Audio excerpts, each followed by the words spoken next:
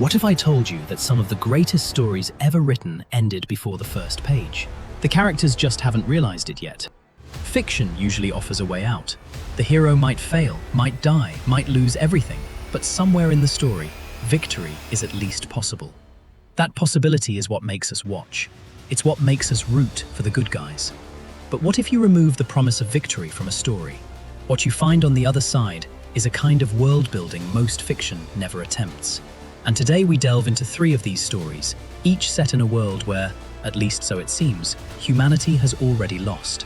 The struggle is real. The cost is real. The outcome has already been decided, long before anyone spoke a prayer, opened a door, or fired a gravitational beam emitter. Trench Crusade is a tabletop skirmish game set in a horrific alternate history timeline where the Crusades never ended.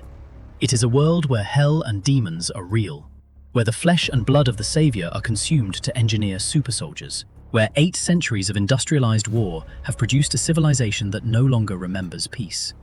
It began in 1099. During the First Crusade, a small group of Knights Templar committed an act so heretical that it physically tore open a gate to hell in Jerusalem. The legions of the damned poured through. Hell is not chaos. It has armies, hierarchies, and generals. The bulk of its fighting force is human. These are the heretic legions. They wander to the gates of hell and return as anointed, heavy infantry whose bodies barely register pain anymore. But not all of hell's war is fought with soldiers. When Beelzebub, the Lord of Flies, rises among the archdevils, he opens the gate and releases the Black Grail, demonic insects that pour across the land and consume the living for 9 days. Above all of them sits the court of the 7-headed serpent, demons, not corrupted humans, and they run hell like a parliament. Many of their praetors and sorcerers harness the suffering of mortals to unleash the reality-warping powers of the demons. Against all of this stands what remains of mankind. The trench pilgrims are civilians, the mad, the maimed, the God-touched, gathered around prophets who claim visions from heaven. They charge across no man's land in suicidal waves, armed with old muskets, scourges, Molotov cocktails. Others held their ground from the beginning. When hell opened the gate, an iron wall rose from prophecy and sealed off what remained of the Islamic world. Behind it gathered the Iron Sultanate. It blended traditional faith with alchemical warfare and mechanical might. And at the heart of the front stands New Antioch, the home of all our hopes. Every faithful nation on earth feeds it, with provisions, men, weapons. 8 great sieges, walls never breached. The greatest fighting force humanity has ever assembled. And still, it would not survive a single day if the lords of hell ever stopped fighting each other. By the year 1914, the world is locked in a stalemate known as the Great War. The trenches are no longer just a tactic, but a global fortification to hold back the encroaching dark. After 800 years of perpetual war, there is not much left of what makes a human. Well, human. In most settings, you fight for a better tomorrow. In Trench Crusade, there is no after the war. The economy, the biology, and the spirituality of the human race have been entirely restructured to serve the war effort. The holy side is a fanatical, oppressive theocracy that views human life as a cheap, renewable resource for the war machine. The choice is between eternal damnation at the hands of demons or becoming a bioengineered zealot for a church that has long since lost its mercy. Humanity is forced to use the same flesh alchemy and heretical logic as their enemies just to survive. To fight demons, they create the Metachrists, horribly deformed, genetically engineered replicas of the Messiah. Devout soldiers consume this still-living flesh and blood. Those who survive the painful, rapid physical metamorphosis are transformed into communicants and blessed with unnatural strength. The question I have to ask is, if you have to eat your god just to survive, is there anything left of you worth saving? Trench Crusade lets you see the war. The next universe doesn't even let you know it exists. The universe of SCP is a collaborative fiction project that began in 2007 on the paranormal board of 4chan and has since grown into one of the largest shared universes ever written. Thousands of individual stories, all set in the same world, a world-building effort with no editor, no central plan, and no end in sight. Beneath all of it sits a single premise. There is an organization that has existed, in one form or another, for centuries. This is the SCP Foundation. Tasked with the preservation of existence, the Foundation secures anomalies that would unmake our world, hiding them away behind countless doors. The SCP Foundation has one directive, 3 rules: secure, contain, protect. Secure the anomaly before anyone civilian sees it. Contain it in a way that prevents harm. Protect humanity from ever finding out it existed. The Foundation calls it the Veil, the deliberate, global, multi-generational lie that the world is normal. If a town vanishes overnight, the Foundation rewrites it. If 1,000 people see something they should not have seen, the Foundation finds them, one by one, and erases their memory. Every anomaly the Foundation encounters receives a classification. The system is not a measure of how dangerous a thing is. It is a measure of how contained it can be. The Foundation's lowest classification, safe, does not mean harmless. It just means understood well enough. The next classification is called Euclid. Containment is not guaranteed, although a breach is not always cataclysmic. Like SCP-096, also referred to as the Shy Guy.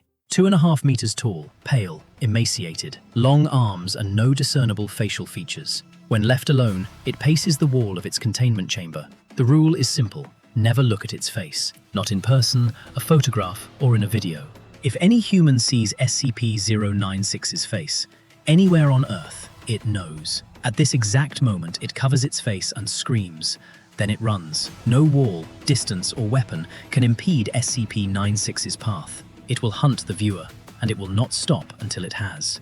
That is Euclid. The Foundation can contain it, as long as nobody ever sees its face.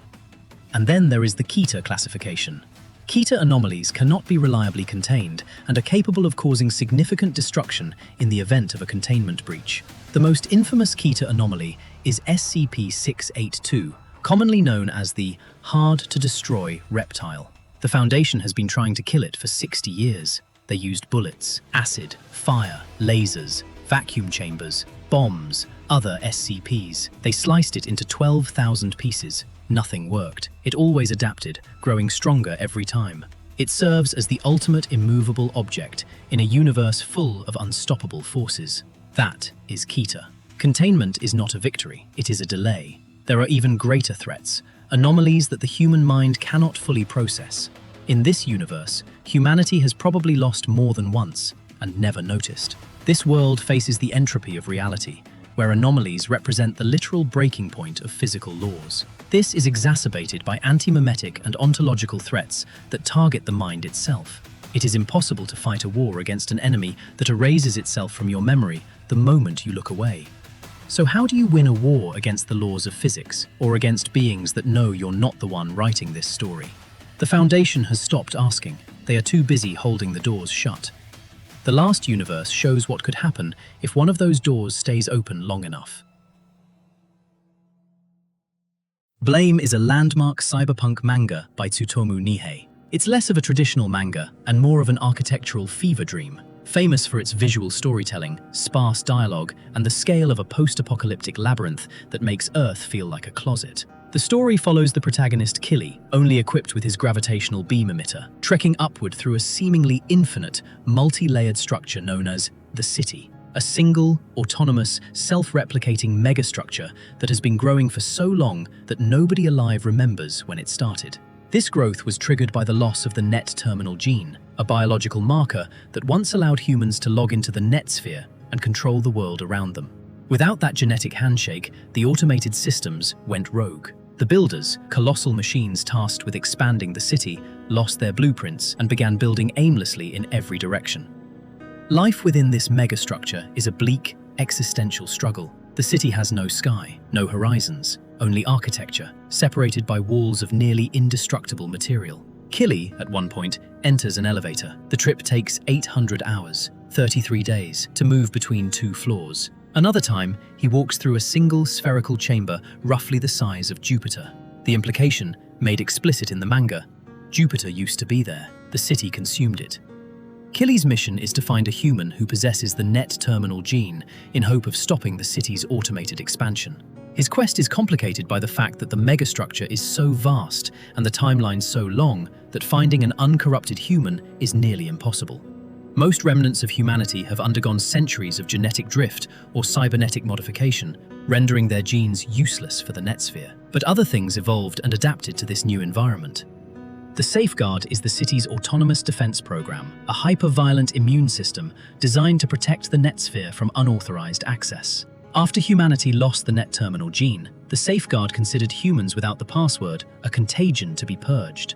Beside the Safeguard, the Silicon Life, essentially cyborgs, are Killy's most frequent enemies. They embraced radical augmentation, replaced organs with machinery, flesh with silicon, and their nervous systems with circuits. The promise was immortality and freedom from the limits of the body.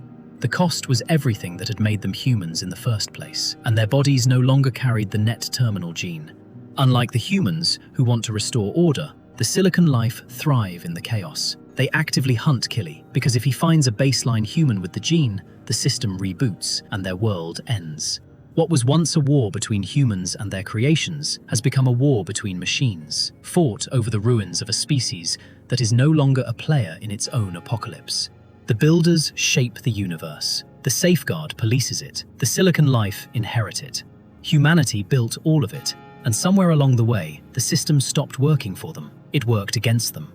That is the world of blame, a world where humanity is no longer the protagonist of its own story. Humans still exist, but they are homeless in the world they built, hunted by their own machines, replaced by their offspring. While the battle for the world is lost, Killy is fighting for the administrative rights to the universe. It is a quest for a password at the end of the world that may be lost in a forgotten corner of our solar system. 3 universes, 3 ways to lose. Humanity's soul to its own corruption, its reality to a curated lie, its agency to a world that no longer needs it. None of these are wins. No hero to save the day, no happy end in sight. And yet we read them, watch them, return to them. Maybe because somewhere in the back of our minds, we suspect that real stories sometimes work this way, that not every struggle pays off. And maybe that's what it's all about. A story so gripping and a world so immense that whether it ends at all becomes almost irrelevant. The game is not always meant to be won. Sometimes it is only meant to be witnessed. Thanks for watching. If you made it this far, you probably enjoy these worlds as much as I do. So let me know which universe you enjoy the most and what you want me to explore next. Subscribe and hit the bell to follow along. See you in the next one.